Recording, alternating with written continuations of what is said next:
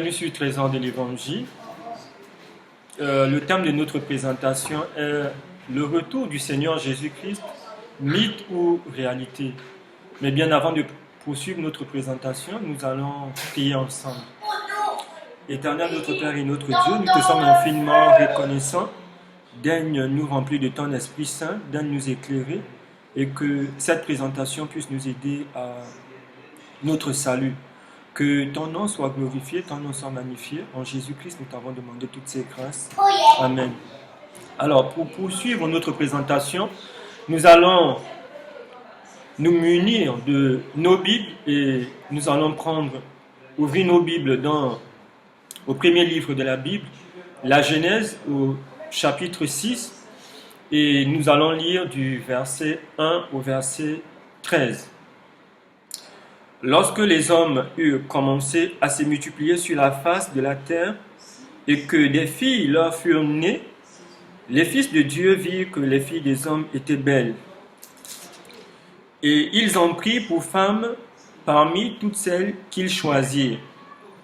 Alors l'Éternel dit, « Mon esprit ne restera pas à toujours dans l'homme, car l'homme n'est que chair et ses jours seront de 120 ans. » Les géants étaient sur la terre en ces temps-là, après que les fils de Dieu furent venus vers les filles des hommes et qu'elles leur eurent donné des enfants. Ce sont ces héros qui furent fameux dans l'Antiquité. L'Éternel vit que la méchanceté des hommes était grande sur la terre et que toutes les pensées de leur cœur se portaient chaque jour uniquement vers le mal. L'Éternel se repentit d'avoir fait l'homme sur la terre et il fut affligé en son cœur.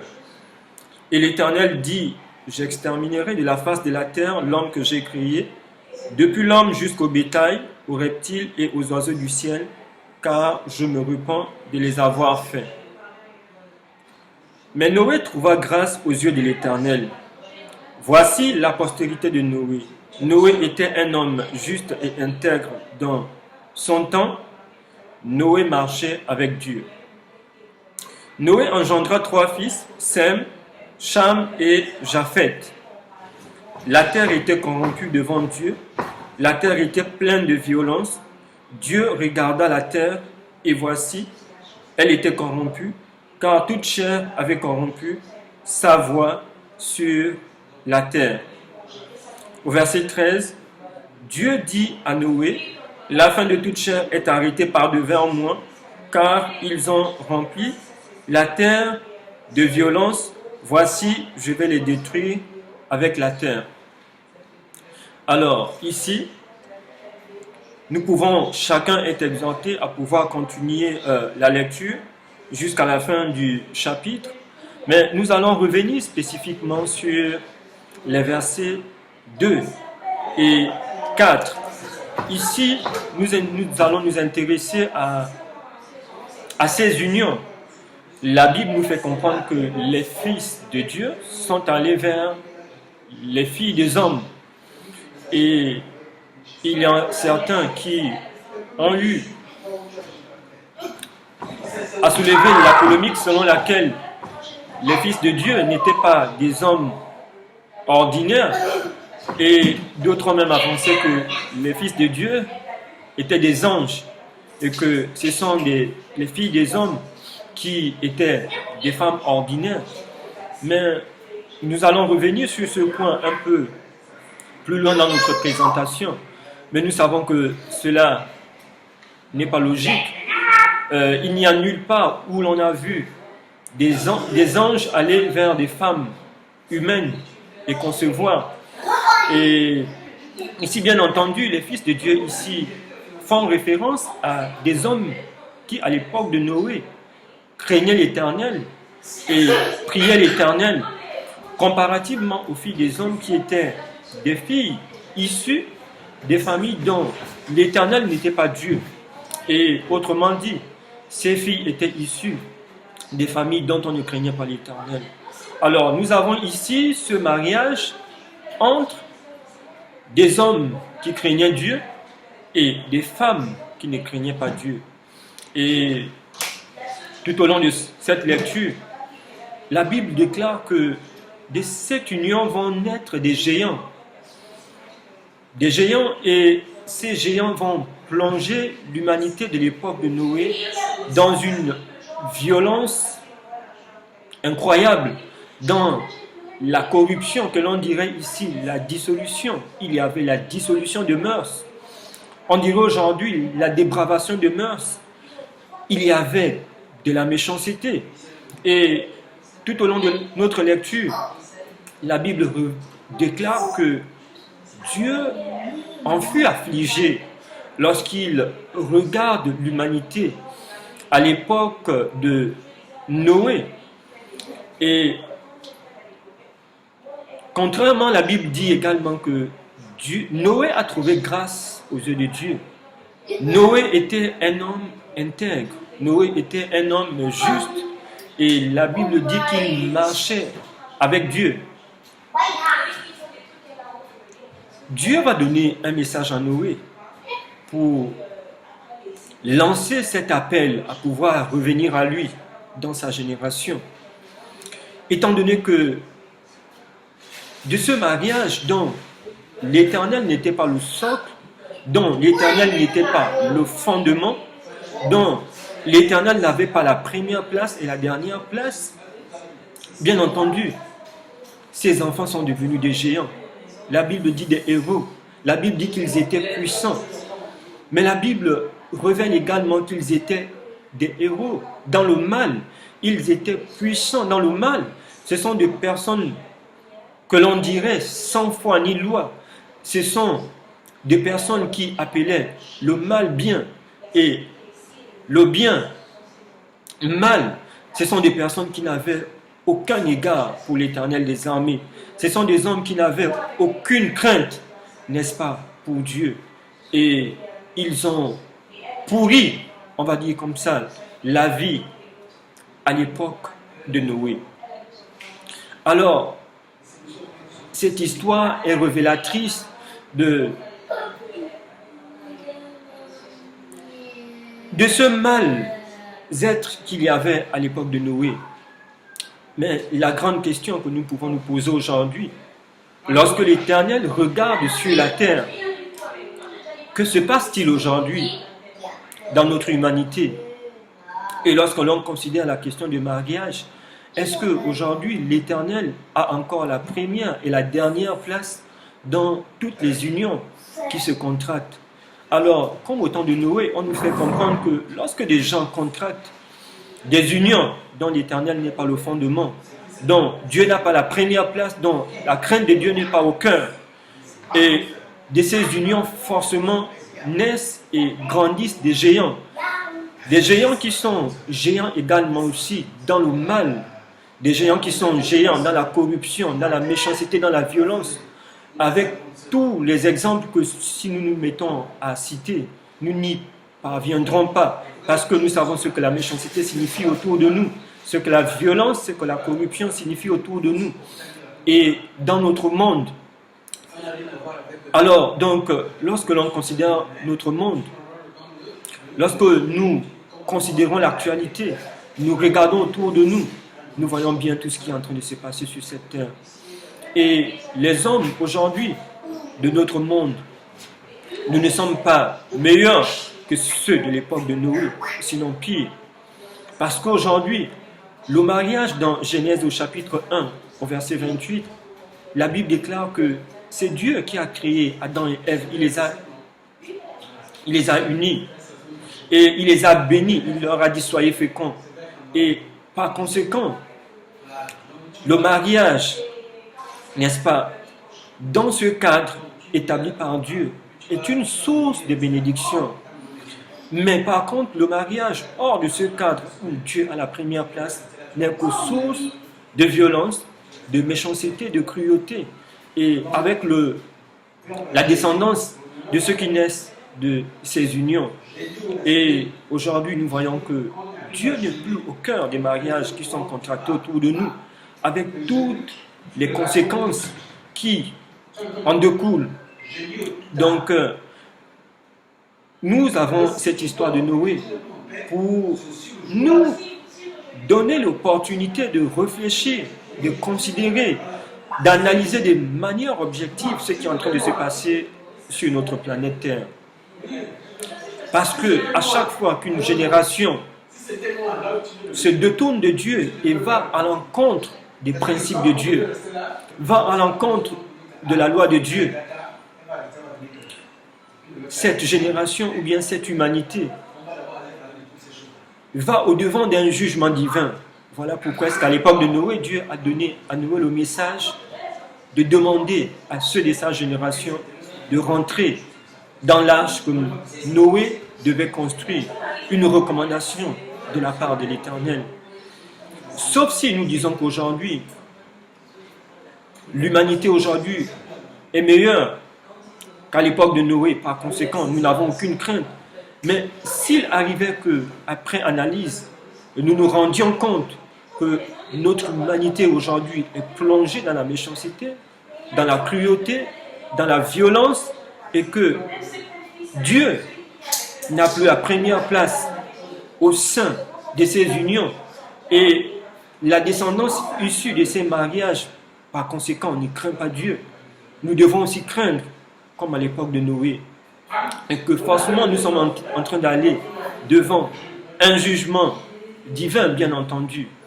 Et nous nous rendons compte que Dieu a pris le temps au travers de Noé de pouvoir appeler les hommes de sa génération à revenir à lui.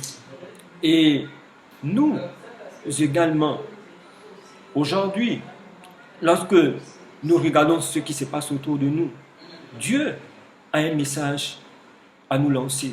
Nous pouvons considérer tous les continents où que nous soyons. Nous pouvons considérer notre pays.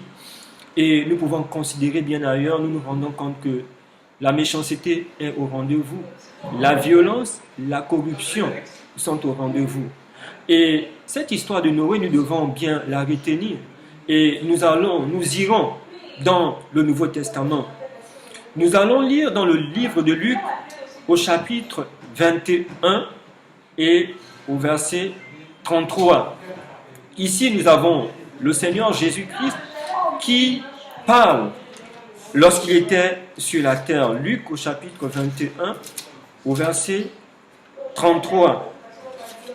Luc chapitre 21 au verset 33, il est écrit,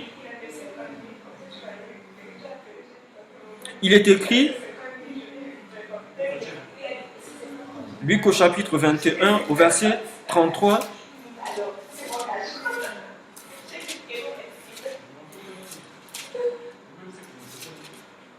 Luc chapitre 21 au verset 33, il est écrit, « Le ciel et la terre passeront, mais mes paroles ne passeront point. » Nous avons ici le Seigneur Jésus-Christ qui nous exhorte à ne pas mépriser ses paroles, parce qu'il dit que le ciel et la terre passeront, mais ses paroles ne passeront point. C'est le Seigneur Jésus-Christ qui a sorti ses paroles de sa bouche en son temps, et elles valent leur pesant d'or. Nous allons également aussi lire dans Matthieu au chapitre 24, au verset 36. Matthieu chapitre 24, au verset 36, il est écrit, Matthieu chapitre 24, verset 36, il est écrit, « Pour ce qui est du jour et de l'heure, personne ne le sait, ni les anges des cieux, ni le Fils, mais le Père seul. » Alors ici, le Seigneur est en train de faire référence à son second retour. Il nous dit ouvertement et clairement que personne ne connaît le jour, personne ne connaît l'heure, encore moins l'année de son retour, mais qu'il reviendra. Et ce n'est pas normal, ce n'est pas biblique qu'il nous revienne de pouvoir fixer le jour, l'heure ou l'année du Seigneur, du retour du Seigneur Jésus-Christ. Mais nous devons garder à l'esprit qu'il a dit qu'il reviendra. Alors, nous allons lire également dans Luc toujours, au chapitre 12, du verset 54 au verset 56. Luc au chapitre 12, du verset 54 au verset 56. il dit encore aux foules, quand vous voyez un nuage se lever à l'Occident, vous dites aussitôt, la pluie vient, et il arrive ainsi. Au verset 55, et quand vous voyez souffler le vent du midi, vous dites, il fera chaud. Et cela arrive.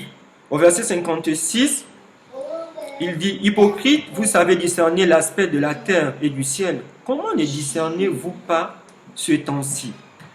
57 enfin, et pourquoi ne discernez-vous pas de vous-même ce qui est juste? Alors ici, le Seigneur traite ces hommes d'hypocrites parce nous sommes à même, pas seulement ces hommes à qui il s'adressait, mais nous également.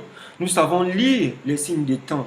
Le Seigneur est en train de dire que bien que nous ne sachions pas l'heure, le jour et l'année de son second retour, mais nous pouvons discerner les signes de son prochain retour. De la même façon que nous pouvons observer le ciel, nous pouvons regarder autour de nous, de dire qu'il y aura l'orage, ou bien il va pleuvoir comme ces hommes, et que la pluie finit par tomber, ou l'orage finit par éclater. Le Seigneur Jésus-Christ a dit et nous a averti que des hommes qui seront de la génération dont il fera son second retour seraient à même de pouvoir discerner les signes de son prochain retour. Et ne dire que l'on ne pourra pas, on ne sera pas à même de pouvoir discerner ces signes. Le Seigneur nous traite d'hypocrites. Alors que nous vivons dans cette génération, nous voyons tout ce qui se passe autour de nous. Nous lisons la Bible. Est-ce que nous serions des hypocrites quant à tous les signes qu'il y a autour de nous, comparativement à l'histoire de Noé, dont nous venons de lire dans Genèse au chapitre 6, tout le chapitre 6, bien que nous nous soyons arrêtés au verset 13 et que nous sommes exhortés à lire tout le chapitre, nous sommes en même aujourd'hui, en considérant tout ce qui se passe autour de nous, de constater. Et nous allons voir pourquoi est-ce que nous avons pris cette histoire de Noé en introduction. Pour terminer, nous allons dans Luc au chapitre 17, du verset 26 au verset 27. Luc au chapitre 17, du verset 26 au verset 27.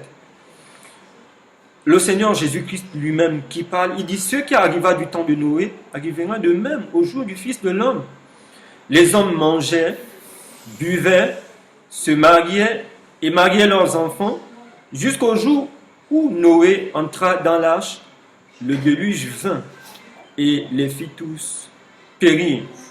Alors ici, le Seigneur Jésus-Christ dans le livre de Luc nous rappelle que ce qui s'est passé au temps de Noé va se passer également à son retour. Nous avons vu qu'au temps de Noé, il y a des fils de Dieu qui sont allés vers les fils des hommes. Et comme nous l'avions dit au début de notre présentation, qu'il y a des gens qui ont dit que les fils de Dieu étaient des anges et les filles des hommes étaient des femmes normales. Mais ici, le Seigneur Jésus-Christ, ces affirmations ne nous permettent pas de soutenir cette thèse. Ici, il nous fait comprendre que les hommes se mariaient et donnaient également aussi leurs enfants en mariage. Il ne nous a pas dit que ce qui s'est passé à l'époque de Noé, c'était des anges qui étaient venus vers les filles des hommes. Ce n'est pas vrai. C'était la race humaine. Mais d'un côté, il y avait des hommes qui craignaient Dieu, qui sont allés vers des femmes qui ne craignaient pas l'Éternel. Et il nous dit que la même chose va se passer. Ça veut dire que tous les mariages qui seront contractés à son époque, de deux parties, je veux dire du côté de l'homme et de la femme, tout le monde ne serait pas appelé à craindre l'Éternel. Et que même ceux-là qui craignent l'Éternel vont aller se marier avec ceux-là qui ne craignent pas l'Éternel. Le fruit sera le même. On nous dit qu'il y a des enfants qui vont naître, qui seront des géants, même si aujourd'hui il n'y a peut-être pas ces géants morphologiquement comme à l'époque de Noé.